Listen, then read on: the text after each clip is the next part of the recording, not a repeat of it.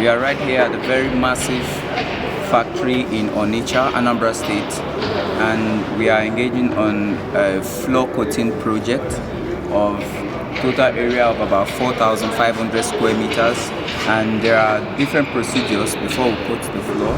First of all, the preparation, and before we start, we first of all sweep the area for proper cleanup so that we can see the surfaces and get cracks where available. And then to fill this crack, we have the ISONEM A4, and then after filling the cracks, we sandpaper to get a smoother floor, and after that we clean up the floor again to get a proper smoother, to be free from mud and from dust and every other particle that will prevent this coating to look beautiful.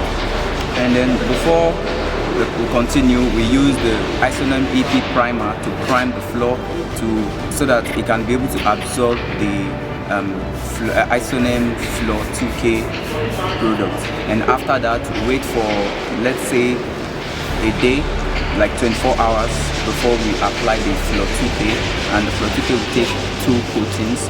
But right now we have done the first coating, and then we're going to be waiting for, let's say, another 24 hours before we continue the second coating.